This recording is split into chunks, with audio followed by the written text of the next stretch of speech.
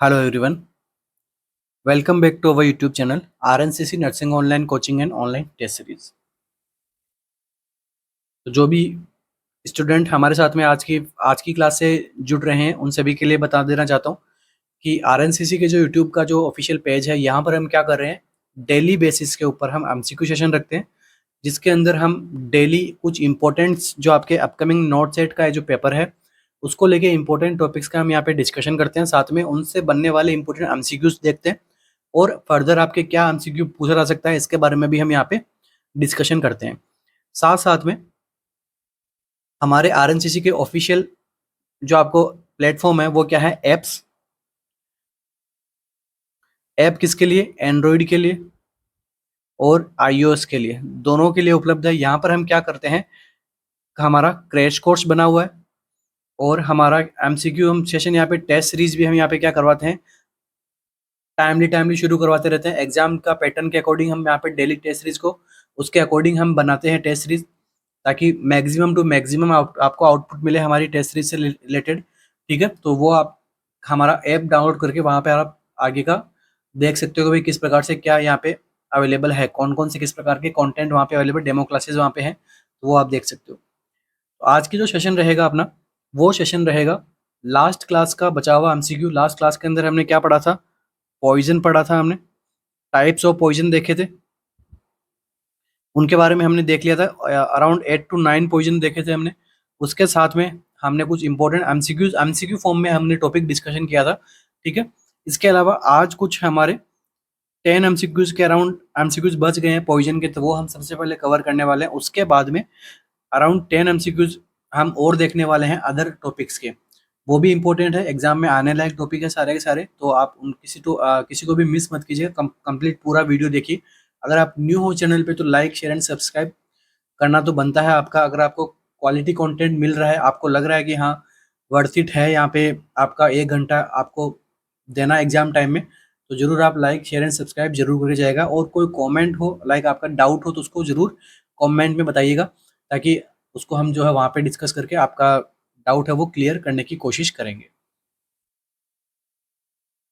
साथ साथ में अभी हमारी जो है वो नोटसेट जो है मेंस है, इसके अभी जैसे एग्जाम एकदम नियर बाई है, तो 10 मॉडल पेपर यहाँ पे बनाए हुए हैं।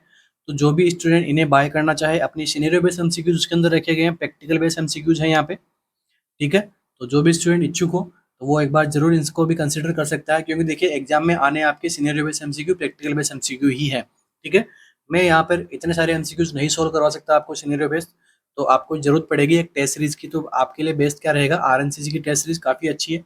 आप अपने फ्रेंड्स का फीडबैक भी वगैरह इनसे ले सकते हैं अगर कोई यहाँ पे ज्वाइन कर रखा है तो। चलिए बिना किसी देरी के शुरू करते हैं आज के अपने सेशन को। चलिए शुरू करते हैं आज के अपने सेशन को। फर्स्ट एमसीक्यू आप सभी के सामने है, all of the following are true about methanol poisoning except. सभी ऑप्शन जो है वो ट्रू हैं मेथनॉल की पॉइजनिंग को लेके, एक्सेप्ट कोई भी एक ऑप्शन जो एक्सेप्ट है, बाकी सारे ट्रू है। देखिए, fomepizole is a competitive inhibitor of aldehyde dehydrogenase. Methanol की जब पॉइजनिंग होती है तो उसमें अपन क्या देते हैं, फोमेपिजोल देते हैं। ये एक कम्पिटेटिव इनहिबिटर की तरह काम करता है, किसके लिए, एल्डिहाइड डिहाइड्रोजिनेस के लिए।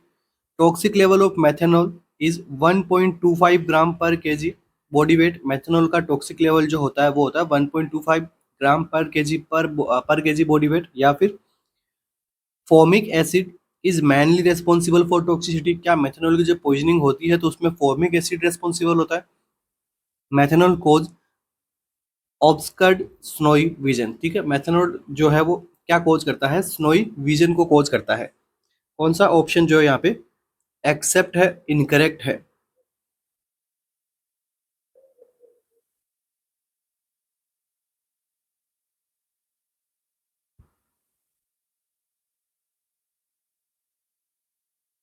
क्या रहेगा करेक्ट आंसर, किस तरह से आप इस एमसीक्यू को अप्रोच करोगे। सबसे पहले आपको पता होना चाहिए कि मेथनॉल से पॉइजन होती कैसे है। ठीक है,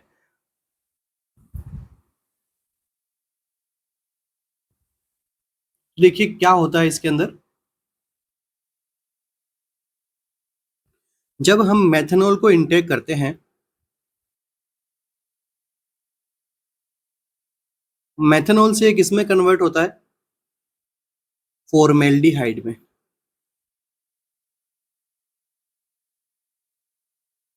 किसकी प्रेजेंस में?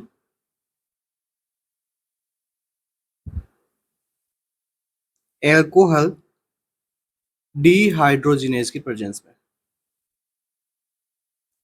फर्स्ट रिएक्शन हो गई यहाँ पे, मेथनॉल से क्या बन गया? फॉर्मेल्डिहाइड बन गया। ये फॉर्मेल्डिहाइड कैसा रहता है? ये रहता है टॉक्सिक बॉडी के लिए, ठीक है।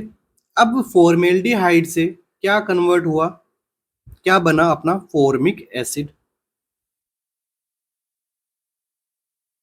ठीक है। फॉर्मिक एसिड भी कैसा रहता है? सीवियर टॉक्सिक रहता है फॉर्मेल्डिहाइड से, ठीक है। अपन अब देखें, क्योंकि एंड प्रोडक्ट है मेथनॉल पॉइजनिंग का, एंड प्रोडक्ट क्या होता है? Formic acid. तो फॉर्मिक एसिड भी टॉक्सिक टॉक्सिक टॉक्सिक ही हुआ बॉडी के लिए।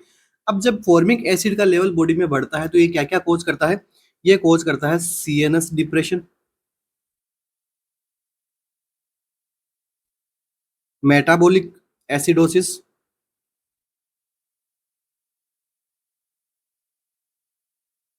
और क्या कोज करता है? कोमा, पेशेंट कोमा में जा सकता है। रेस्पिरेटरी फेलियर हो सकता है पेशेंट के अंदर, और डेथ हो सकती है। ब्लरिंग विजन हो सकता है, जैसे ऑप्शन में मिला आपका कैसा? Snowy vision.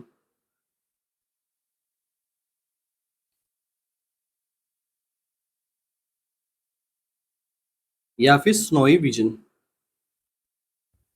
इस प्रकार के यहाँ पे साइन सिम्टम्स आते हैं। तो अब देखिए अपना फोमेपिजोल क्या करता है, ठीक है। अपना आंसर क्या करेक्ट रहेगा उसमें? ऑप्शन नंबर 1 करेक्ट रहेगा, ठीक है। देखो, फोमेपिजोल किसको इनहिबिट करता है या फिर किसके खिलाफ एंटीडोट का काम करता है? ये एक्शन करता है यहाँ पे एल्कोहल डिहाइड्रोजिनेज पे। जब हम फोमेपिजोल देते हैं तो इंपॉर्टेंट है एमसीक्यू, इसका सिंगल भी आ सकता है। तो देखिए, फोमेपिजोल act as antidote and works on alcohol dehydrogenase, ठीक है। तो इस यहाँ पर काम करता है। अब देखिए, फॉर्मेल्डिहाइड से फॉर्मिक एसिड में कन्वर्ट करने वाला एंजाइम या फिर अपन कह सकते हैं केमिकल रिएक्शन जो होती है वो कौन करवाता है? ये करवाता है एल्डिहाइड डिहाइड्रोजिनेज। तो यहाँ पे तो अपना फोमिपिजोल काम करता नहीं है। फोमिपिजोल किस पे काम कर रहा है? एल्कोहल डिहाइड्रोजिनेज में, ठीक है। ये हो गई सारी मेथनॉल की रिएक्शन, किस प्रकार से एल्कोहल से जो रिएक्शन होगी किस प्रकार से होती है, ठीक है। अब देखिए अपने आंसर की बात करते हैं। चलिए, ऑप्शन नंबर 1 आपको क्या बता रहा है? देखिए, fomepizole is competitive inhibitor of aldehyde dehydrogenase. तो यहाँ पर मैंने आपको क्लियरली बताया है कि फोमेपिजोल कहाँ पे काम करता है? एल्कोहल डिहाइड्रोजिनेज पे करता है, ना कि एल्डिहाइड डिहाइड्रोजिनेज पे करता है। इसलिए इस अपने को रिएक्शंस को समझना जरूरी था इस आंसर पे जाने से पहले, ठीक है। अब आप इसको कभी नहीं भूलोगे। फोमेपिजोल मेथनॉल की पॉइजनिंग में एंटीडोट क्या रहा? फोमेपिजोल। फर्स्ट एमसीक्यू हो गया। फोमेपिजोल किसके खिलाफ काम करता है? किसके अगेंस्ट काम करता है? किसको इनहिबिट करता है? तो एल्कोहल डिहाइड्रोजिनेज से। किसको नहीं बनने देता? तो मेथनॉल से। फॉर्मेल्डिहाइड नहीं बनने देता है। फॉर्मेल्डिहाइड से फॉर्मिक एसिड बनाने के लिए कौन रेस्पॉन्सिबल होता है? Alcohol dehydrogenase. मेथनॉल का एंड प्रोडक्ट क्या रहता है? Formic acid. इस प्रकार के एमसीक्यू जो है आपको यहाँ पे देखने को मिल सकते हैं। तो आंसर क्या रहा अपना फर्स्ट एमसीक्यू का? Option number A. बाकी देखिए, सभी एक तरीके से एमसीक्यू है हर लाइन के अंदर। देखिए, टॉक्सिक लेवल मेथनॉल का कब हो जाता है? जब इसका लेवल 1.25 ग्राम पर केजी पर बॉडी वेट, तो एक टॉक्सिसिटी कॉज कर देती है। सीधा एमसीक्यू बनता है कि मेथनॉल पॉइजनिंग हो रही है तो उसकी क्या वैल्यू रहेगी कि बॉडी में टॉक्सिसिटी कॉज होने की? तो आपके सामने आंसर है उसका।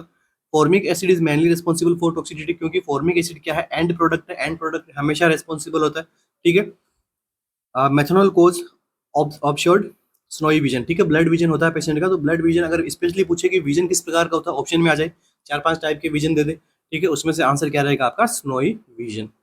तो एक एमसीक्यू से हमने मोर देन 10 एमसीक्यूज सोल्व कर लिए हैं। अब ये 10 एमसीक्यूज किसके लिए हैं? नेक्स्ट नोट सेट प्री के लिए हैं। एमसीक्यू इस टॉपिक में से बनेगा, इंपॉर्टेंट टॉपिक है। और मेंस के लिए आपका इस प्रकार का एमसीक्यू बन सकता है, उसको और सिनेरियो के अंदर इंक्लूड करके। नेक्स्ट एमसीक्यू की बात करते हैं।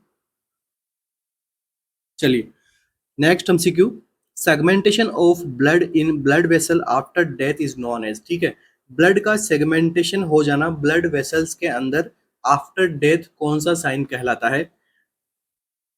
कैवोर्कियन साइन, डॉकिंस का साइन, कैनेडी फिनोमेना या फिर टैकेनॉयर साइन। ठीक है, कुछ नए साइन हैं आप सभी के लिए। ठीक है, आई थिंक आपने नहीं पढ़े होंगे, पढ़े हैं तो बहुत अच्छी बात है, अपना आंसर सजेस्ट कीजिए वीडियो को पॉज करके। नहीं पढ़े तो अभी हम इनको देख लेते हैं, अपना आंसर क्या रहेगा इस एमसीक्यू का।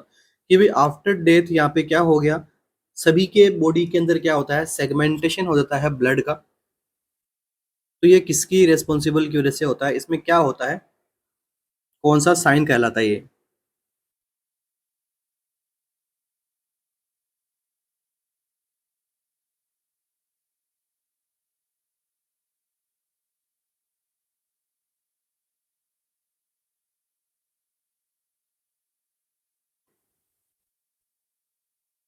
तो देखिए सेगमेंटेशन कर जाना ब्लड का, ब्लड वेसल्स के अंदर आफ्टर डेथ, ये क्या कहलाता है, कैवोर्कियन साइन। ऑप्शन नंबर 1 यहाँ पे क्या रहेगा, करेक्ट रहेगा।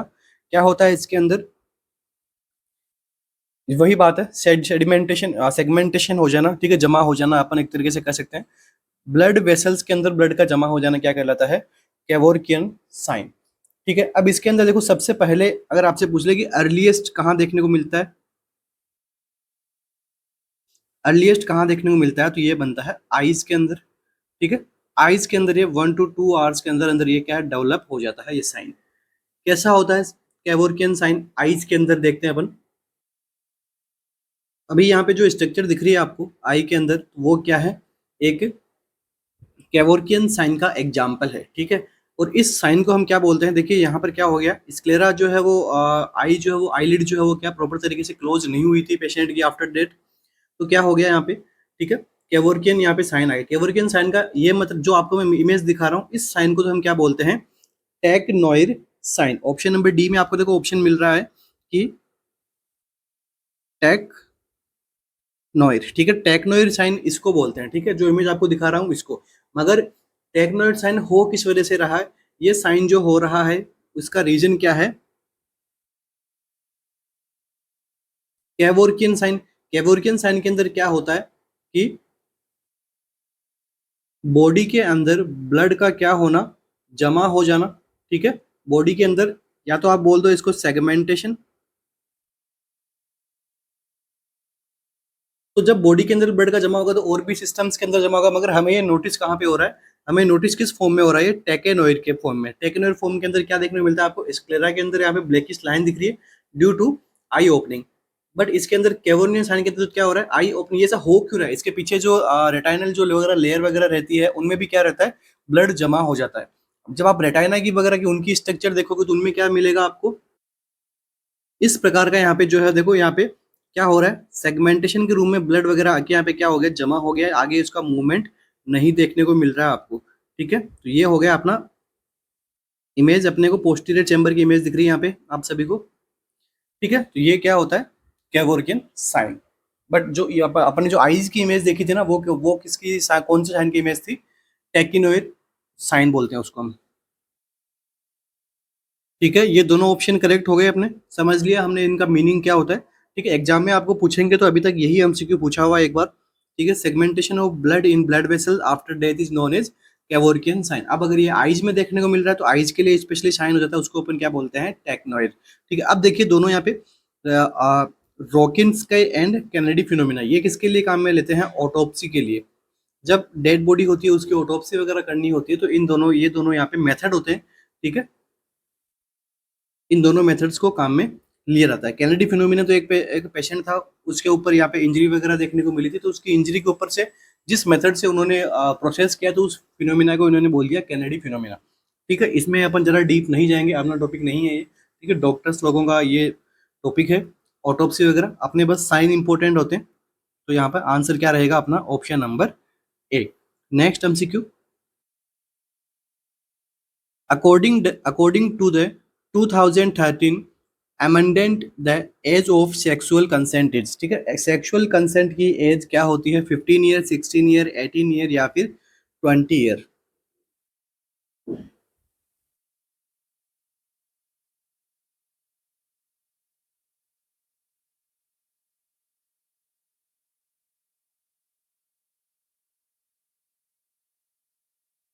तो देखिए सेक्सुअल कंसेंट क्या होता है? सेक्सुअल कंसेंट का मीनिंग आपको समझना है कि किसी प्रकार की सेक्सुअल एक्टिविटी करना, ठीक है? 18 ईयर्स से कम की एज को या फिर 18 ईयर्स तक को, तो वो एक्ट एज ए रेप के अकॉर्डिंग उसको कंसिडर किया जाएगा विदाउट कंसेंट, ठीक है?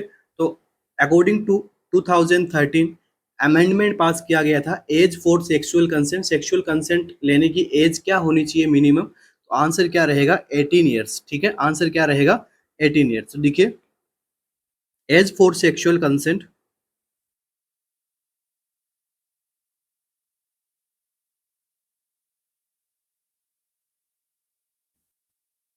इन इंडिया कितनी होनी चाहिए? Increased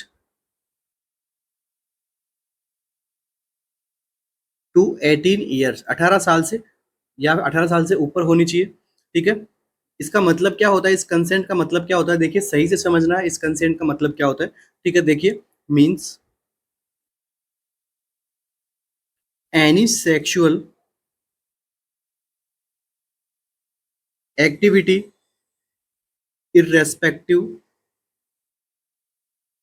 of the presence of consent with a woman below 18 year of age will constitute rape, ठीक है? इसका मीनिंग ये होता है, ठीक है? चलिए नेक्स्ट एमसीक्यू आप सभी के लिए, ठीक है? देखो कंसेंट सर्जरी के लिए कंसेंट वगैरह लेते हैं, वो सबको पता है। तो अगर हो सकता है एग्जामिनर आपको इस लेवल से आपको अगर पूछना चाह रहा है तो यहाँ पर भी आप आंसर करेक्ट करके आओगे, ठीक है? नेक्स्ट एमसीक्यू है एक्रिड स्मेल और पेप और पियर स्मेल इज सीन इन, ठीक है? एक्रिड स्मेल और पियर स्मेल जो होती है वो कौन से प्रकार के एलिमेंट्स में देखने को मिलेगी या फिर कौन सी पॉइजनिंग में देखने को मिलेगी? ईथर, पेराल्डिहाइड, नाइट्रोबेंजीन या फिर कार्बोलिक एसिड?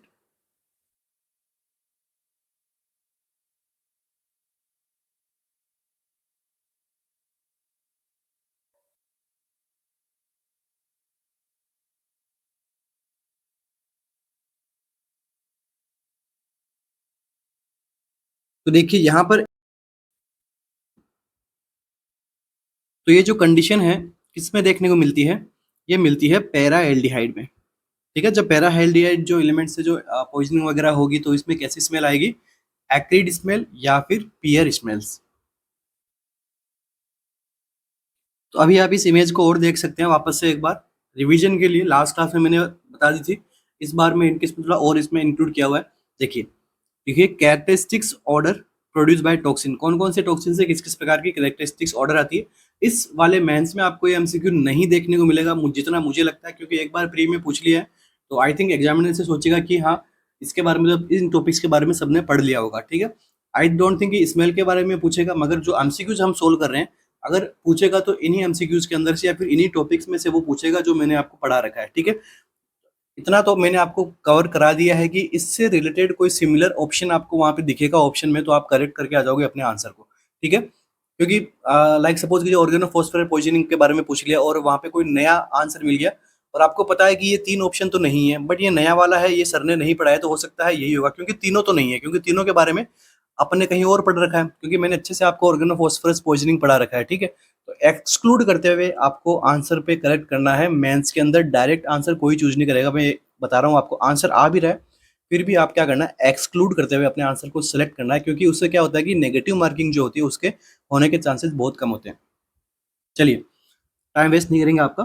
देखिए ऑर्डर और साइड में लिखा है क्या? टॉक्सिन। सबसे पहला एर्किड स्मेल। एर्किड स्मेल किस प्रकार की होती है? पियर स्मेल, पियर स्मेल के जैसी होती है, ठीक है?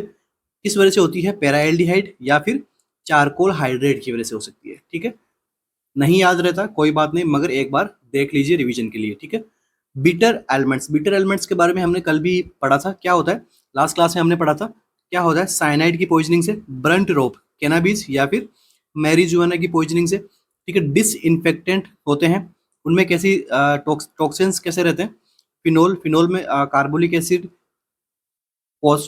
ठीक है। नेक्स्ट देखिए गार्लिक, गार्लिक स्मेल किस में आती है, phosphorus, thallium, thallium dimethyl sulphoxide, DMSO, DMSO से आपको डायरेक्ट पूछ सकता है। फिश और रो लिवर मस्टी स्मेल किस में आएगी, जिंक फॉस्फेट में एल्यूमिनियम हाइड्रोक्साइड। जो यहाँ पे डार्क किए हुए हैं ना, ये एमसीक्यूज एग्जाम में बनने लायक हैं आपके फिर से नेक्स्ट नोट सेट के लिए।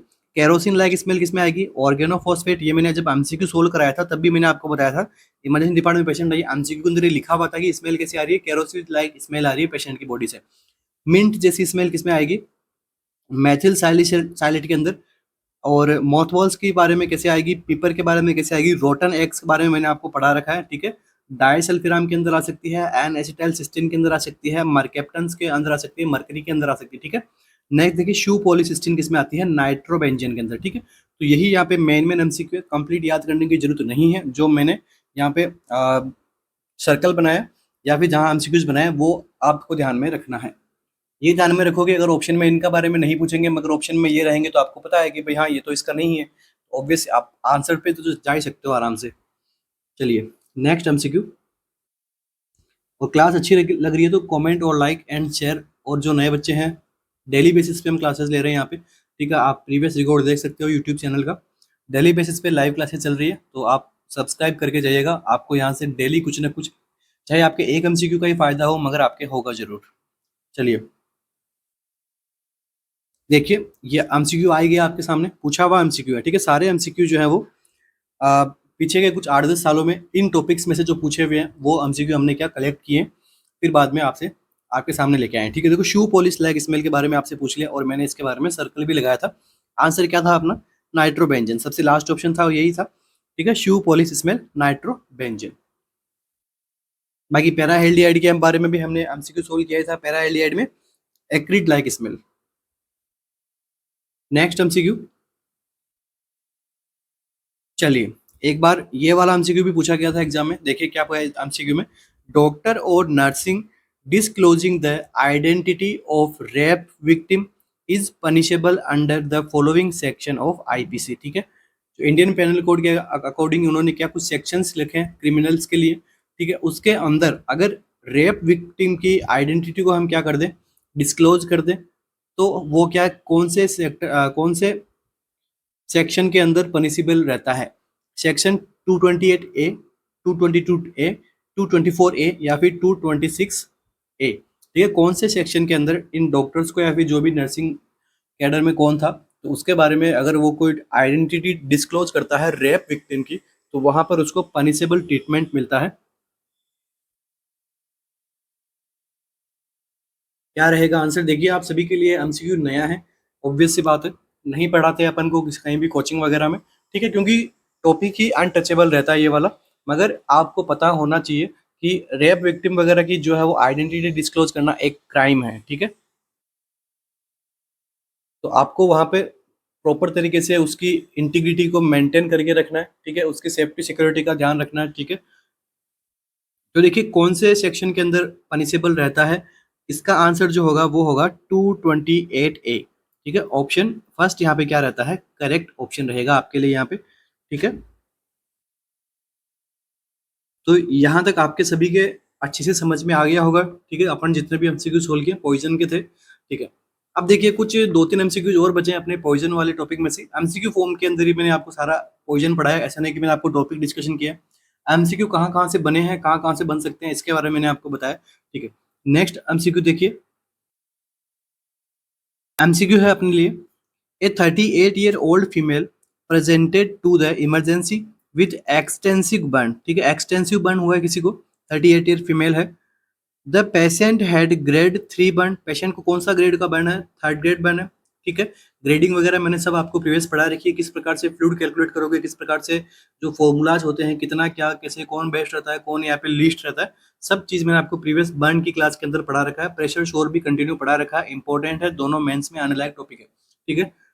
हो जाएगा अगर इस एमसीक्यू सेशन में टाइम मिलेगा आपको तो मैं आपको कुछ 20 टॉपिक्स बताऊंगा जो अपने लिए इंपॉर्टेंट रहेंगे, ठीक है, आ सकते हैं आपके मेंस में, ठीक है। अभी देखेंगे अपन on the face, back, upper arm and forearm along with singeing of hairs. ठीक है, हेयर्स भी वहाँ पे क्या रखे हैं, जल चुके हैं। ठीक है, तो देखिए विच of the following is not a proof of inhalation inhalation burn. अगर किसी पेशेंट को इनहेलेशन बर्न होता है तो कौन सा ऑप्शन उसके प्रूफ में नहीं है, मतलब ऑप्शन मिले आपको कुछ, वो बता रहे हैं कि हाँ ये इनहेलेशन बर्न के प्रूफ है, तो कौन सा ऑप्शन प्रूफ नहीं है? Yellow coloured sputum, blackish root, blackish soot deposit on posterior part of the tongue. ठीक है, ब्लैकिश कलर वहां पे डिपॉजिट हो गया। Hoarseness and stridor of voice, singeing of eyebrow and facial hairs. कौन सा ऐसा ऑप्शन है जो इनहेलेशन बर्न्स की तरफ आपको नहीं सजेस्ट करता है?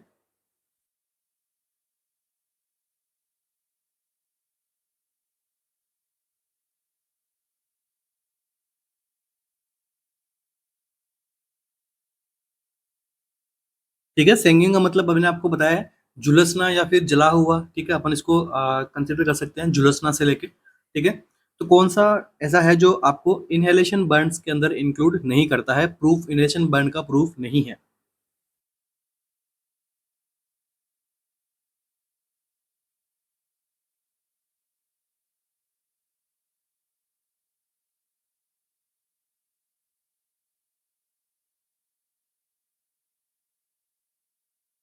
तो देखिए जब इनहेलेशन बर्न होता है तो पेशेंट के अंदर क्या आता है, स्पुटम। स्पुटम तो सभी पेशेंट में होता है। तो जब इनहेलेशन बर्न होता है तो उसमें कौन से कैरेक्टर का स्पुटम रहता है? तो यहाँ पर जो स्पुटम प्रेजेंट रहता है वो रहता है कार्बोनियस स्पुटम।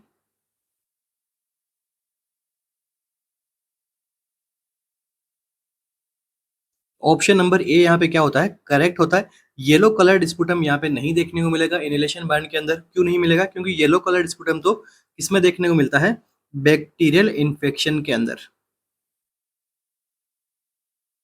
जब वो जला है तो ऑब्वियस सी बात है कार्बन रिलीज हुआ है, कार्बनिक स्पुटम आएगा पेशेंट के अंदर, येलो कलर स्पुटम नहीं आएगा। बाकी के ऑप्शंस यहाँ पे क्या है, आप सभी के करेक्ट है यहाँ पे। नेक्स्ट एमसीक्यू,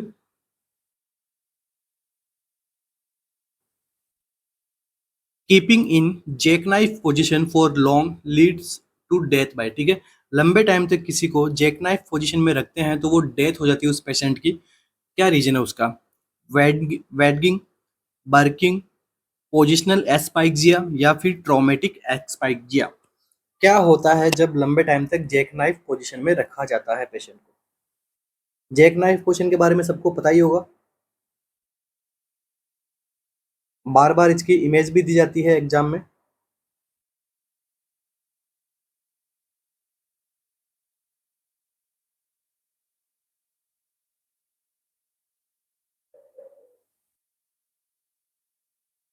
क्या रहेगा आंसर?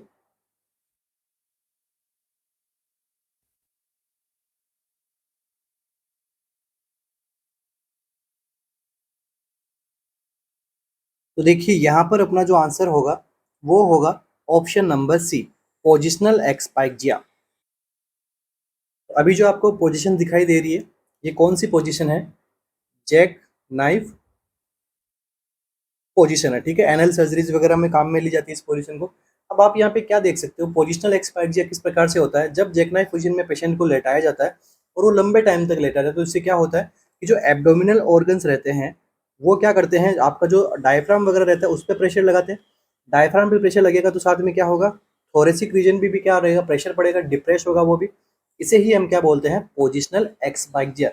थोरेक्स प्रॉपर तरीके से इन्फ्लेट डिफ्लेट नहीं होगा। ठीक है, यहाँ पे एयरवे जो है वो कॉम्प्रोमाइज हो जाएगा, तो इसी को ही हम क्या बोलते हैं, पोजिशनल एक्सपाइक्सिया।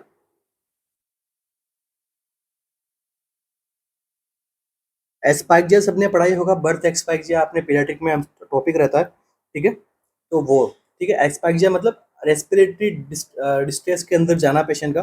ठीक है, वहाँ पे तो अम्बिलिकल कॉर्ड वगैरह लग जाना पेशेंट के, बच्चे के गले के साइड में। ठीक है, तो उसकी वजह से एस्पाइक्सिया होता है। यहाँ पर आपसे पूछा है जैक नाइफ की पोजीशन की वजह से कौन, अगर डेथ हो रही है तो उसे हम क्या बोलते हैं, पोजिशनल एक्सपाइक्सिया। ट्रॉमेटिक एक्सपाइक्सिया यहाँ पे नहीं होगा क्योंकि हम पेशेंट को पोजीशन दे रहे हैं। ठीक है, बाकी ट्रॉमेटिक एक्सपाइक्सिया भी हो सकता है मगर वो यहाँ पे अपन उसको पोजीशन देते नहीं है पेशेंट को। ठीक है, पेशेंट खुद से ही ट्रॉमा के अंदर, ट्रॉमा की वजह से या फिर एक्सीडेंट की वजह से वो इस जैक नाइफ पोजीशन में चले जाते हैं, उसकी भी देखते हैं अपन इमेज। तो देखिए क्या है, पोजिशनल एक्सपाइक्सिया की बात कर रहे थे हम। क्या होता है, cough reflex impaired due to drugs. हम ऑब्वियस सी बात है, सर्जरी वगैरह करेंगे, ड्रग वगैरह देते हैं, तो उसके अंदर ऑब्वियसली कफ रिफ्लेक्स तो जो होते हैं वो इम्पेयर्ड होते ही हैं। Body when subjected to jack knife position, यहाँ पे पेशेंट कैसा है, जेक नाइफ पोजीशन के अंदर इसको रखा गया है, ये इसके हैंड्स है, नेक वगैरह सब आगे झुका हुआ है, ठीक है। Forcible flexion of the neck and chest, neck और चेस्ट का यहाँ पे क्या होता है, फोर्सिबल फ्लेक्शन होता है, ठीक है। इमेज आपको सर्जिकल वाली नहीं दी हुई यहाँ पे, ठीक है। यहाँ पे पेशेंट ने खुद से कोई इमेज ली है, ठीक है। यहाँ पे वो फंसा हुआ है, यहाँ पे आप देख सकते हो विंडो यहाँ पे बनी हुई है, ठीक है। इसे हमने क्या बोला, पोजिशनल एक्सपाइक्सिया। ट्रोमेटिक एक्सपाइक्सिया के अंदर क्या होता है कि कोई ट्रॉमा हुआ इंटरनल और उसकी वजह से एक्सपाइक्सिया डेवलप हो गया, उसे हम बोलते हैं ट्रोमेटिक एक्सपाइक्सिया, ठीक है। ये क्या है, पोजिशनल एक्सपाइक्सिया। आप समझ सकते हो कि पेशेंट जो है वो अभी कौन सी पोजीशन में, ये इधर पेशेंट का हेड है, ठीक है, और ये यहाँ पर इस प्रकार से जो है वो पेशेंट अटक गया है, ठीक है। तो यहाँ पे एक तरीके से जैक नाइफ पोजीशन बन गई है, ठीक है। नॉर्मल एनवायरनमेंट की बात कर रहे हैं, बाहर सराउंडिंग में देखें तो कोई ऐसे पेशेंट लेट रहा है, तो या फिर तो उसको यहाँ हमने क्या करना है, उसको अलग थोड़ा सुपाइन पोजीशन या फिर उसको ऐसी पोजीशन देंगे जो यहाँ पे इस पोजीशन एक्सपाइक्सिया ना करवाएं, ठीक है। यहाँ पे जो है वो कफिंग रिफ्लेक्स इम्पेयर्ड, एक तो इम्पेयर्ड हो जाएंगे, खुद से दब जाएंगे, प्रेशर बढ़ जाएगा इंट्राथोरेसिक, तो यहाँ पे सांस लेने में प्रॉब्लम आएगी। ज़्यादा डिस्कस करने का टॉपिक नहीं है, बस थोड़ा इमेज आपको दिखाना जरूरी था यहाँ पे, इस प्रकार से। तो ये यहाँ पे क्या है, पोजिशनल एक्सपाइक्सिया हो रहा है, ये विंडो के अंदर फंस चुका है। यहाँ पर विंडो का जो लोअर पोर्शन है वो यहाँ पे एब्डोमन के ऊपर प्रेशर डाल रहा है, एब्डोमन पे प्रेशर डाला तो क्या होगा, डायफ्राम पे प्रेशर पड़ेगा, डायफ्राम से प्रेशर पड़ेगा तो क्या होगा, थोरैक्स पे प्रेशर पड़ेगा, रेस्पिरेशन की प्रोसेस है वो क्या रहेगी, कॉम्प्रोमाइज हो जाएगी यहाँ पे। चलिए नेक्स्ट एमसीक्यू अपना। क्लास अच्छी लग रही तो लाइक एंड कमेंट जरूर करके जाना है, मुझे बताना है कि क्लास आपको किस प्रकार से लग रही है, कितनी हेल्पफुल लग रही है आपको। A patient is admitted with insomnia, agitation and diarrhea, dilated pupils and sweating. What is the type of poisoning? ठीक है, पेशेंट है, एडमिट हुआ है, किसके साथ में, इंसोमनिया हो रहा है, उसको एजिटेशन हो रहा है, डायरिया हो रहा है, डायलेटेड प्यूपिल्स है, कॉन्स्टिक प्यूपिल नहीं, यहाँ पे पिन पॉइंट प्यूपिल नहीं है, प्यूपिल कैसे होगी, डायलेट हो गई है, एंड स्वेटिंग भी आ रही है। What is the type of poisoning, किस टाइप की पॉइजनिंग है यहाँ पे, हीरोइन पॉइजनिंग है, कैनाबीज, कोकाइन या फिर एक्सटेसी, क्या रहेगा अपना आंसर।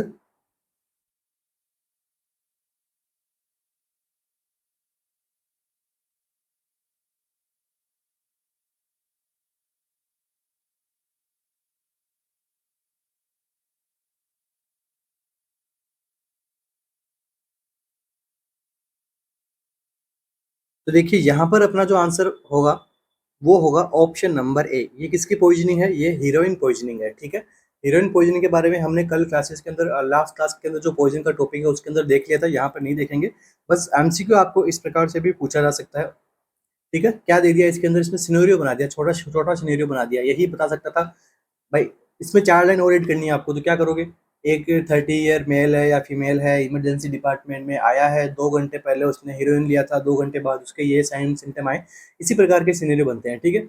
मैं सोल्व भी करवा रहा हूँ आपको सिनेरियो बेस, वन लाइनर भी सोल्व करवा रहा हूँ, क्योंकि वन लाइनर से सिनेरियो बनाना ईजी है, ठीक है। क्यों, क्वेश्चन तो आपके एक ही लाइन में है, देखो ये एमसीक्यू जो यही है आपका, what is the type of poisoning, बस ऊपर यहाँ पे उसने साइन सिम्टम बता दिए, नीचे तो आपका आंसर कब क्लियर होगा, जब आपकी थियरी अच्छी होगी, जब आपका प्रैक्टिकल अच्छा होगा।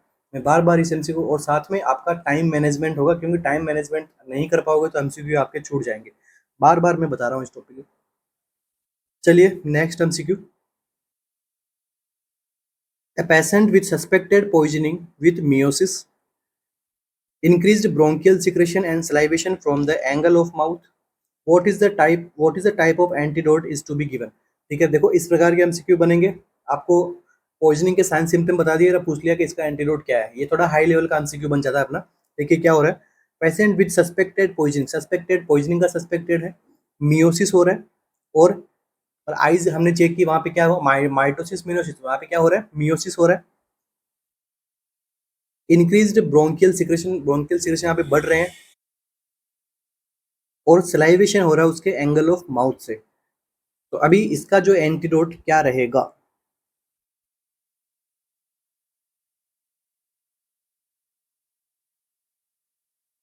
तो इस कंडीशन में आपका एंटीडोट जो है वो क्या रहेगा, एट्रोपिन। ठीक है, एट्रोपिन यहाँ पे एंटीडोट ऑफ चॉइस रहता है। ठीक है, तो एट्रोपिन जो ड्रग है इसके बारे में मैंने कंप्लीट क्लास में पढ़ा रखा है। लास्ट जो नोटसेट था, अभी प्री का जो नोटसेट था, उसमें आपसे एमसीक्यू भी पूछा गया था एट्रोपिन से रिलेटेड, वो एमसीक्यू मैंने क्लियर उसके अंदर बता रखा है। अगर आपने हमारा कम्युनिटी पोस्ट देखा होगा तो वहाँ पर हमने कुछ पोस्ट डाली हुई है कि हमारे यूट्यूब सेशन से डायरेक्ट यहाँ पे या फिर टॉपिक से यहाँ पे एमसीक्यूज सेलेक्ट हुए थे।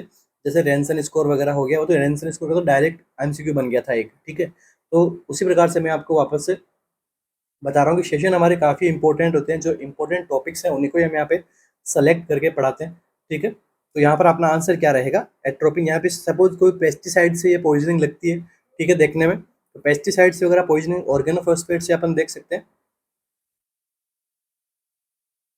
आंसर क्या रहेगा, एट्रोपिन।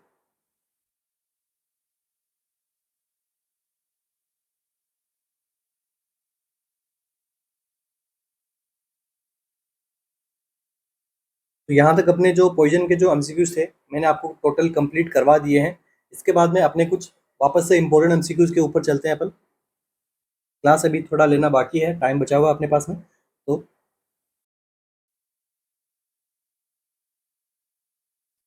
नेक्स्ट एमसीक्यू है, sutures are done to the finger during the surgery procedure after the patient complained that।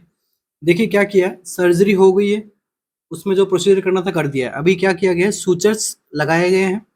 But क्या कर रहा है पेशेंट, क्या कर रहा है, कंप्लेंट कर रहा है that he is unable to flex the middle finger, कि वो अपनी मिडल फिंगर को जो है वो फ्लैक्स नहीं कर पा रहा है। This can be due to injury of which of the following. ये जो है कौन सी इंजरी की वजह से ऐसा हो रहा है कि वो अपनी मिडल फिंगर को यहाँ पे फ्लेक्स नहीं कर पा रहा है पेशेंट। तो ये कौन सी इंजरी की वजह से होता है, median nerve injury, flexor pollicis longus injury, flexor digitorum profundus injury, या फिर फ्लेक्सर रेटिनाकुलम इंजरी। किस टाइप की इंजरी है यहाँ पे जिसमें पेशेंट जो है वो क्या कर रहा है, unable to flex the middle finger.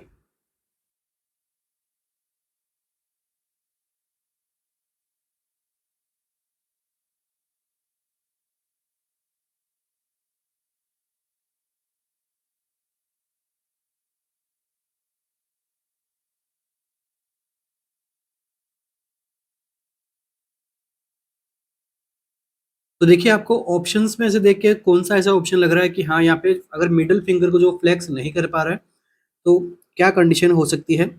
देखिए यहाँ पर अपना आंसर जो रहेगा वो रहेगा मीडियन नर्व इंजरी। ठीक है, उसके जो क्या इंजरी हुई है, मीडियन नर्व में क्या हो गई है, इंजरी हो गई, जिसकी वजह से वो अपने फिंगर को जो है वो फ्लेक्स नहीं कर पा रहा है। ठीक है, इस नर्व को हम दूसरे नाम से भी जानते हैं, इसको हम क्या बोलते हैं, लेबरस नर्व।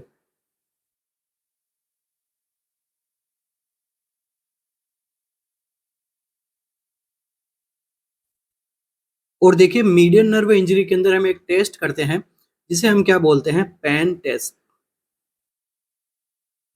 ठीक है, यहाँ पर एक पेन की मदद से यहाँ पे थंब के ऊपर अपन क्या करेंगे, मोटर फंक्शन वगैरह सेंसिटिव ये अपन चेक करते हैं।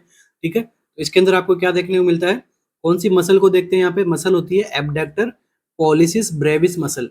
ठीक है, इसको हम बोलते हैं पेन टेस्ट। पेन टेस्ट किसके लिए करते हैं, तो मीडियन नर्व इंजरी के लिए। और देखो मीडियन नर्व इंजरी कहाँ पे आपको पढ़ने को मिला होगा, एक सिंड्रोम होता है जिसको अपन क्या बोलते हैं, कार्पल टनल सिंड्रोम।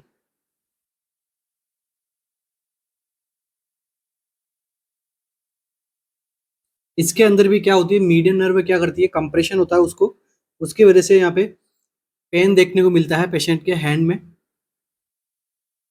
और यहाँ पे कौन कौन सी स्ट्रक्चर, कौन कौन से टेस्ट होते हैं मीडियन नर्व इंजरी के अंदर, तो देखिए हम इसके अंदर क्या क्या फिजिकल एग्जामिनेशन कर सकते हैं मीडियन नर्व इंजरी में।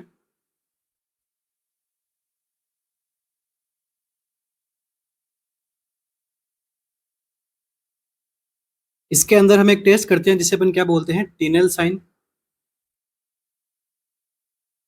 एक और टेस्ट करते हैं जिसको अपन क्या बोलते हैं, फैलन मैन्यूअर। तो दोनों किसके अंदर करते हैं, मिडल नर्व इंजरी के अंदर, अपन पता लगाने के लिए फिजिकल एग्जामिनेशन के अंदर। और यहाँ पे साइन सिम्टम्स की हम बात करें, किस प्रकार का साइन सिम्टम यहाँ पे देखने को मिलता है हमें, तो यहाँ पर देखिए मीडियन नर्व है, ठीक है। मीडियन नर्व में क्या हो रहा है, एप लाइक हैंड, ठीक है। पेशेंट के हैंड जो कैसा हो जाएगा, एप लाइक हैंड यहाँ पे देखने को मिलेगा पेशेंट को हैंड, ठीक है। इसके बाद में देखिए क्या बताया गया है, इसी कंडीशन को हम क्या बोल सकते हैं, हैंड ऑफ बेनेडिक्शन, ठीक है। एक टर्म होती है हैंड ऑफ बेनेडिक्शन, जिसके अंदर क्या होता है, पेशेंट का हैंड कैसा होता है, एप हैंड होता है, ठीक है, ape like hand due to injury of median nerve. इसके बाद में देखिए ये कौन सा अल्नर नर्व की इंजरी होती है, तो हैंड कैसा हो जाएगा, क्लो हैंड, ठीक है। देखिए दोनों में यहाँ पे थोड़ा सा सिमिलर है।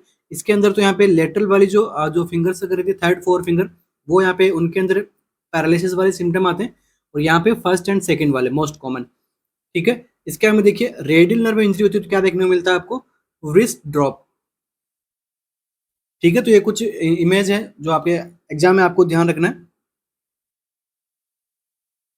तो देखिए इसके लिए एक मैनोमिक है,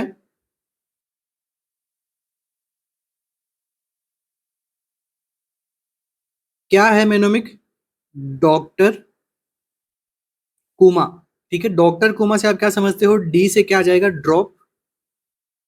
जब डी से ड्रॉप आ रहा है तो यहाँ पे क्या देखने को, ड्रॉप किस में हो रहा है, रेडियल नर्व में, तो ठीक है डी से आप क्या ले लोगे, जिसमें ड्रॉप देखने को मिलता है तो वो कौन सी नर्व हो गई, रेडियल नर्व, ठीक है। डी से ड्रॉप और आर से क्या हो गया, रेडियल नर्व, ठीक है। यहाँ तक समझ में आ गया। इसको हमने क्या दे दिया, डॉक्टर कुमा में डी आर दे दिया इसको। अब देखिए सी का मतलब क्या होता है, क्लो, और यू का क्या हो गया, अल्ना, ठीक है। सी से क्लो ले लिया और यू से क्या ले लिया, अल्ना ले लिया, तो क्या हो गया, सी यू का आपको पता लग गया, इसको हमने नाम दे दिया सी यू, और ये हो गया एम ए। एम से क्या हो जाएगा, मीडियम नर्व, और ए से क्या हो जाएगा, एप लाइक हैंड, ठीक है। आरएनसीसी का केवल यही नहीं है कि बस आपको पढ़ा दिया, याद करवाने की जिम्मेदारी भी हमारी अपनी है, ताकि एकदम इजी कर दो टॉपिक को, ताकि आपको एकदम डायरेक्ट दिमाग के अंदर कंसंट्रेशन के साथ में बात समझ में आ जाए। नेक्स्ट अगर आपको यहाँ से एमसीक्यू पूछता है मीडियन नर्व से, वो ये पूछ सकता है कि जब इस प्रकार का हैंड आपको देखने को मिलता है तो इसका रीजन क्या होता है, मीडियन नर्व की कौन सी ब्रांच यहाँ पे इंजरी देखने को मिलती है, ये होती है प्रोक्सिमल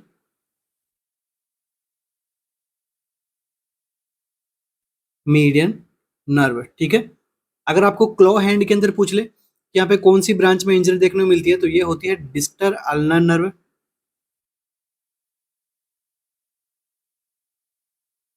और यहाँ पे व्रिस्ट डोब के अंदर अगर आपको पूछ ले कि कौन सी नर्व में इंजरी होती है, तो यहाँ पर इंजरी जो होगी वो होगी superficial branch of radial nerve,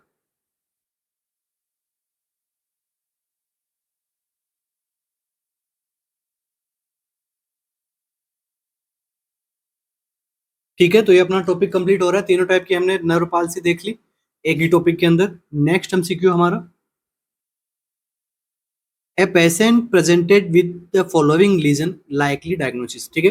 एक पेशेंट है जिसके यहाँ पे देखो आपने एग्जामिनेशन किया और आपके वहाँ पे देखो व्हाइटिश यहाँ पे स्पॉट्स देखने को मिल रहे हैं इसकी स्किन के ऊपर, तो ये लीजन्स है यहाँ पे। तो इसका मोस्ट लाइकली डायग्नोसिस क्या है यहाँ पे, hypomelanosis of Ito, vitiligo, naevus of Ito, या फिर Becker's naevus. Hypomelanosis of Ito, vitiligo है ये, या फिर नेवस ऑफ इटो है, या फिर बेकर्स नेवस है, क्या होगा आपका आंसर यहाँ पे।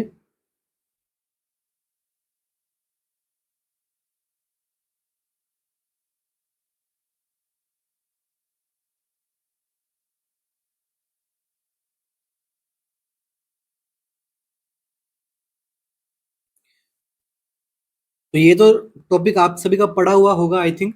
इसका आंसर क्या रहेगा, विटिलिगो, ठीक है। ये जो कंडीशन आपको दिखाई दे रही है ये क्या है, विटिलिगो, और विटिलिगो में भी कौन सा है, सेगमेंटल विटिलिगो का ये टाइप है, ठीक है। अब देखिए एक कंडीशन होती है जिसको, और ये नाम क्या होता है, देखो इसका विटिलिगो का कंप्लीट नाम क्या होता है, विटिलिगो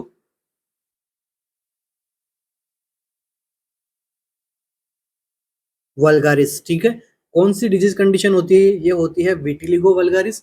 अब यहाँ पे देखो सेगमेंटल नाम क्यों पड़ा है, देखो इसका होता है लोकेशन के आधार पर इसका नाम डिसाइड किया जाता है। 4-5 टाइप का होता है। सबसे पहले हम बात करते हैं तो वो कौन सा होता है, सेगमेंटल विटिलिगो। सेकंड में बात करूं तो ये होता है जनरलाइज्ड। थर्ड में बात करूं तो ये होता है एक्रोफेशियल।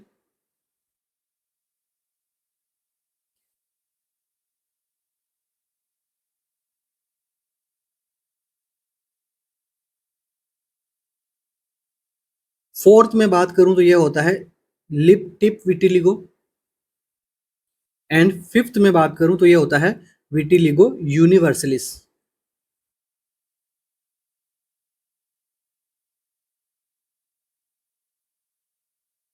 तो ये टोटल 5 टाइप के यहाँ पे विटिलिगो होते हैं। अब सबसे पहले हम देखेंगे किसको, सेगमेंटल विटिलिगो। तो सेगमेंटल विटिलिगो किसमें देखने को मिलता है, most common type of vitiligo किसके अंदर, चिल्ड्रंस के अंदर। एमसीक्यू पूछे आपको कि बच्चों के अंदर विटिलिगो हुआ तो कौन से टाइप का विटिलिगो होगा, 4 ऑप्शन दे दिया आपको इनमें पांचों में से, तो आपका आंसर कौन सा जाना चाहिए, सेगमेंटल विटिलिगो। ठीक है, अब देखिए इसी विटिलिगो के अंदर एक नर्व अफेक्ट होती है। सेगमेंटल विटिलिगो के अंदर कौन सी नर्व अफेक्ट होती है, ये होती है ट्राइजेमिनल।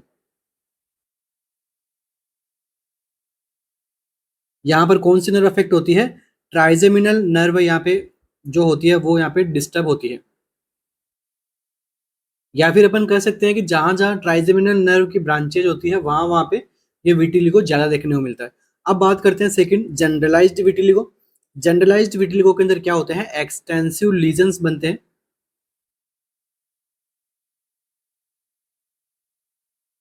इसके बाद हम बात करते हैं एक्रोफेशियल। एक्रोफेशियल में क्या देखने को मिलता है आपको, बॉडी के अंदर पार्ट्स के अंदर यहाँ पे विटिलिगो वाली कंडीशन देखने को मिलती है। पार्ट्स का मतलब समझ सकते हैं लोकेशन से, अलग अलग लोकेशन पे। अपन इसको डिफाइन नहीं कर पाएंगे डायरेक्टली कि हाँ ये कौन सा है, सेगमेंटल को बता सकते हैं, जनरलाइज्ड को बता सकते हैं, मगर एक्रोफेशियल यहाँ पे थोड़ा अलग तरह का होता है। अभी मैं आपको इसकी इमेज बेस भी बताऊंगा किस किस प्रकार से सेगमेंटल में क्या होता है, वहां पर और जरा क्लियर हो जाएगा ये। इसके बाद में देखिए लिप टिप विटिलिगो, इसका तो एकदम आपको नाम से ही पता है कहाँ पे होगा सबसे ज्यादा, पेशेंट के लिप्स पे, टिप ऑफ पेनिस और निपल्स। इसके बाद में विटिको यूनिवर्सलिस, ये यहाँ पे कहाँ वाइडली स्प्रेड रहता है बॉडी पे। ये कुछ यहाँ पे टाइप्स हो गए विटिलिगो से रिलेटेड।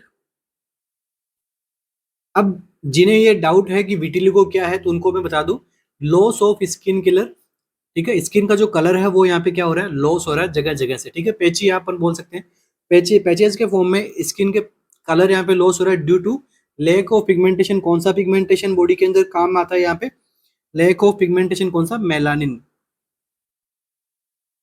तो वहां पे पेशेंट को क्या हो जाता है, विटिलिगो हो जाता है। अभी आपको क्या इमेजेस दिखाई दे रही है, इसके अंदर देखिए जो मैं यहाँ पे वन बाय वन यहाँ पे बताना चाह रहा हूँ। फर्स्ट वन कौन सी होती है, ये होती है, फर्स्ट वन जो होता है इसे हम कहते हैं फोकल टाइप ऑफ विटिलिगो। बहुत ही कम अमाउंट के अंदर, जैसे यहाँ पे बॉडी में थोड़ी सी जगह पर ही होकर ये रुक गया है। इसके बाद में सेकंड वन कौन सा होता है, सेगमेंटल। ठीक है, ये यहाँ पे सेगमेंट्स के रूप में पेशेंट की बॉडी पे होता है। इसके बाद में नेक्स्ट कौन सा टाइप है, एक्रोफेशियल।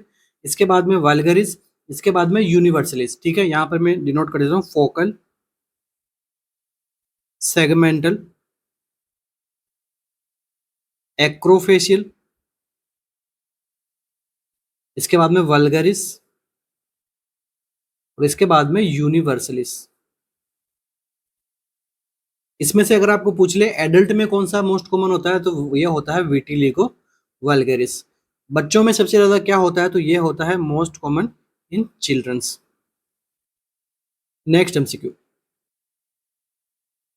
ए 4 year old child has respiratory distress. 4 year old child बच्चा है, उसको क्या हो गया है, रेस्पिरेटरी डिस्ट्रेस हो गया। फीवर है, इंस्पिरेटरी, स्ट्राइडर भी है। ठीक है, इंस्पिरेशन करता है तब कौन सी वॉइस आती है, स्ट्राइडर वॉइस।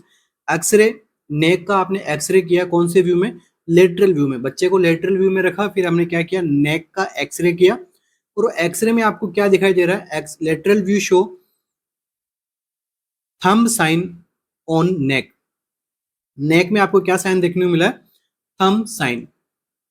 तो अभी यहाँ पे what could be the causing organism. अब इस थंब साइन जो आपको एक्सरे में दिखाई दिया है, इसका कोजिंग ऑर्गेनिज्म क्या है? Haemophilus influenza, Streptococcus pneumonia, para influenza virus या फिर स्ट्रेप्टोकोकस ओरियस। अब यहाँ पर आपको थोड़ा इमेज क्लियर कर देता हूँ मैं आप सभी के लिए। आप आराम से देख पा रहे होंगे इस इमेज को कि यहाँ पर देखिए क्या बना है। हम जैसे यहाँ पे स्ट्रक्चर यहाँ पे उभरी हुई अपने को दिखाई दे रही है एक्सरे के अंदर, ठीक है। ये वाला जो पॉइंट है, ये कौन से ऑर्गेनिज्म की मदद से, यहाँ पे मदद से तो क्या ही, बट कौन से ऑर्गेनिज्म के वजह से यहाँ पे देखने को मिल रहा है? देख लिया आप सभी ने ये वाला पॉइंट? चलिए,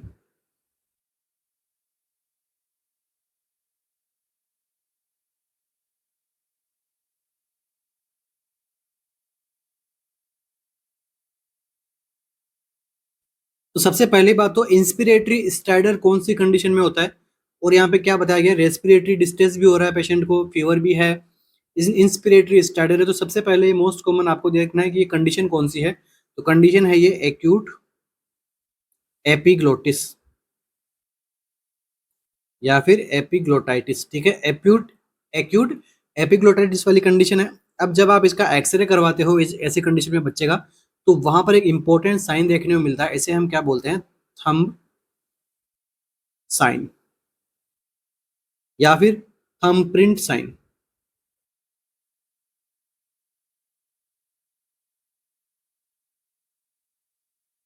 अब देखिए एपिग्लोटाइटिस क्या होता है, जब आप टंग डिप्रेशर की मदद से टंग को अपन थोड़ा डिप्रेस करेंगे, उसके पीछे जो स्ट्रक्चर रहती है वो क्या रहती है, एपिग्लोटिस रहती है, ताकि वो हमें जो अपना फूड, एक लीफ लाइक स्ट्रक्चर होती है जो क्या करती है, खाने को एयरवे में जाने से प्रिवेंट करता है, ठीक है। ये जनरली एपिग्लोटाइटिस में क्या होता है, इनके इसके अंदर इन्फेक्शन हो गया, इन्फेक्शन की वजह से क्या हो रहा है पेशेंट में, fever, inspiratory strider, respiratory distress वगैरह।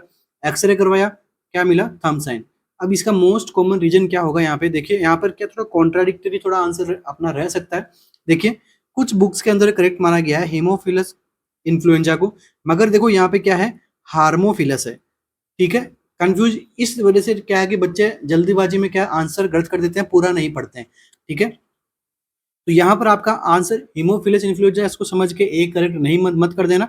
आंसर क्या रहेगा आपका, स्ट्रेप्टोकोकस न्यूमोनिया, क्योंकि यहाँ पर स्ट्रेप्टोकोकस न्यूमोनिया ऑप्शन में है, हीमोफिलस इन्फ्लुएंजा नहीं है, तो आपका आंसर क्या जाएगा, स्ट्रेप्टोकोकस न्यूमोनिया। अगर हीमोफिलस इन्फ्लुएंजा होता,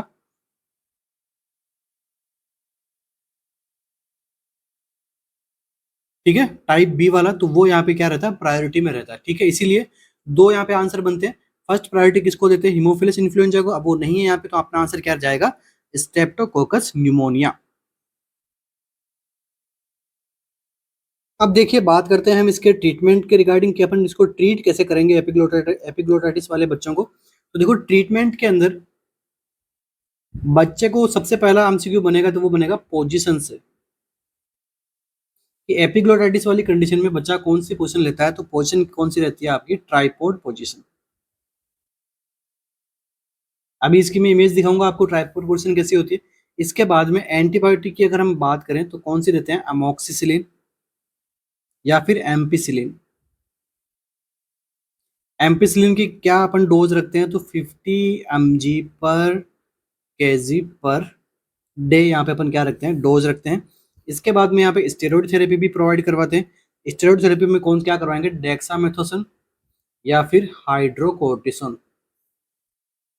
इसके बाद में अगर यहाँ तक अगर अपनी जो प्रॉब्लम है वो बच्चे की ठीक नहीं हुई है, नेक्स्ट आप क्या दोगे इसको, एड्रेनालिन। एड्रेनालिन क्या करता है, ब्रोंकोडायलेशन।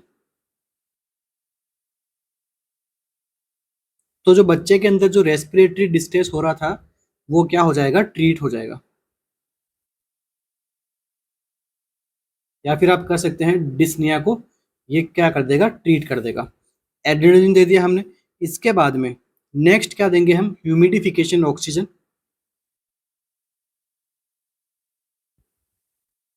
बच्चों को क्या करेंगे, ह्यूमिडिफिकेशन करेंगे, ठीक है। क्यों करेंगे, to soften the crust and tenacious secretion. जो थिक सिक्रेशंस हो रहे थे उनको सॉफ्ट करने के लिए ताकि वो बाहर निकल सके। अगर इतना अभी तक प्रॉब्लम सोल्व नहीं हुआ तो फाइनल क्या करोगे, इंट्यूबेशन। इसलिए एपिग्लोटाइटिस क्या रहता है, एक इमरजेंसी कंडीशन रहती है, जल्दी जल्दी इसको क्या करना होता है, ट्रीट करना जरूरी होता है, इंट्यूबेशन करना, ताकि जो रेस्पिरेटरी में जो ऑब्स्ट्रक्शन आया है वो यहाँ पे क्या हो जाए, ट्रीट हो जाए। अभी देखिए आपके सामने यहाँ पे दो इमेज दिखाई दे रही है, एक इमेज है आपके सामने ऑप्शन ए, एक है बी। आप सभी को इजीली आप देख देख पा रहे हो कि ऑप्शन ए के अंदर क्या है, एपिग्लोटिस एकदम अच्छी तरीके से यहाँ पे है, अच्छी तरीके से विजिबल है, नॉर्मल पिंकिश कलर है, ठीक है, जो अपने बॉडी के ऑर्गन्स का कलर रहता है वैसा ही कलर है। मगर ऑप्शन बी में यहाँ पे आपको क्या दिख रहा है कि जो एपिग्लोटिस है वो यहाँ पे कैसा हो गया है, यहाँ पर एपिग्लोटिस है वो कैसा हो गया है, देखिए स्वेलो हो गया है, ठीक है, स्वेलिंग आ गई है उसमें, साथ साथ में क्या हुआ उसको, रेडनेस है, स्वेलोविंग है। और देखिए ये जो आपका एयरवे इतना यहाँ पे ओपनिंग था, यहाँ पर आपका एयरवे देखो एकदम मिनिमल ओपनिंग यहाँ पे बची हुई है। ये तो चलो इंट्यूबेट किया हुआ है पेशेंट को, इंट्यूबेशन करने के बाद में ये फोटो ली गई है, लिया गया है एग्जामिनर का, ठीक है, डॉक्टर्स का। तो यहाँ पे पहले आपका एयरवे कैसा रहता है, ये आपका क्या है, वॉइस बॉक्स है, ठीक है, और ये क्या है, वॉइस बॉक्स को जो आपका एयरवे का जो आपका जो वे रहता है, ठीक है, वो यहाँ पे क्या हो गया, इसने ढक दिया है, पूरा कवर कर दिया है, तो आपने क्या कर लिया, इसका इंट्यूबेट कर दिया, ठीक है, ये क्या है, इंट्यूबेशन। आप समझ गए एपिग्लोटिस के बारे में। अब देखिए इस एक्सरे के अंदर जो कौन सा एक्सरे है, लेटरल व्यू है। जब लेटरल व्यू के अंदर एक्सरे लिया गया है तो यहाँ पर क्या है होता है, एपिग्लोटिस होता है। अब वो एपिग्लोटिस कैसा है, एकदम स्वेलो हो गया है। तो अभी आपको अपीयरेंस दिख रही है, वो कौन सी अपीयरेंस दिख रही है, थम थम साइन। ये कौन सा साइन है, थम साइन। नेक्स्ट देखिए जब एपिग्लोटाइटिस होता है या फिर कॉफ वाली कंडीशन आती है तो उसमें क्या करता है, बच्चा थक जाता है, ठीक है, रेस्पिरेटरी डिस्ट्रेस होता है उसको, तो वो क्या करता है, अपने दोनों हाथों को यहाँ पर क्या कर रहा है, ये आगे की तरफ झुका रहा है, ठीक है, और पैर इसके ऐसे हैं, तो जो पोजीशन रहती है वो कैसी हो रहती है, इसकी ट्राइपॉड जैसी पोजीशन रहती है, इसलिए इस पोजीशन को क्या कहते हैं, ट्राइपॉड पोजीशन।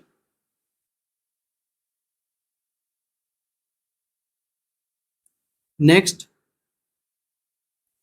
अब देखिए यहाँ पे दो साइन की बात और करते हैं हम, और कौन कौन से यहाँ पे आपको साइन दिखाई दे सकते हैं। देखिए एपिग्लोटाइटिस में हमने पढ़ लिया कौन सा होता है, थंब साइन होता है, मगर कॉर्प एक और कंडीशन होती है, अपर एयरवे की कंडीशन है, ठीक है, कहाँ प्रॉब्लम करती है, अपर एयरवे, ये भी एक प्रकार से इमरजेंसी कंडीशन के अंदर ही आती है। अब यहाँ पर कौन सा साइन आता है, स्टीपल साइन, ये आपके लिए इंपॉर्टेंट हो सकता है, क्योंकि एपिग्लोटाइटिस के अंदर तो हमने देख लिया, कॉर्प के अंदर जो साइन आता है वो कौन सा आता है, स्टीपल साइन। और यहाँ पर देखिए इस तरह की एक स्ट्रक्चर आपको यहाँ पे दिखाई दे रही है, जो यहाँ पे सिमिलर स्ट्रक्चर है ऐसी, इस साइन को हम बोलते हैं स्टीपल साइन। और क्या दिखना देखने को मिलता है कॉर्प में, कॉर्प वाले पेशेंट को जो कफ होगी तो वो कैसी कफ करता है, बार्किंग कफ। और यहाँ पे क्या देखने को मिलती है, वॉइस कैसी हो जाएगी, हॉर्सनेस वॉइस। ये देखिए जो मैं साइन सिम्टम बता रहा हूँ ये आपके सिनेरियो बेस बनाएंगे आपका, ठीक है, सिनेरियो एमसीक्यू के अंदर ये सारे आपको साइन सिम्टम देखने को मिल सकते हैं। इसी प्रकार के जो साइन सिम्टम मिला मिला के आपके लिए एमसीक्यूज को प्रिपेयर कर सकते हैं। अब बताइए आप, ये दोनों कंडीशन आपके सामने है, कौन सी कंडीशन में स्वेलोविंग हो सकती है, कॉर्प के अंदर स्वेलोविंग हो सकती है या फिर एपिग्लोटाइटिस के अंदर स्वेलोविंग हो सकती है। तो स्वेलोविंग के सबसे ज्यादा चांस किस में रहते हैं, कॉर्प के अंदर,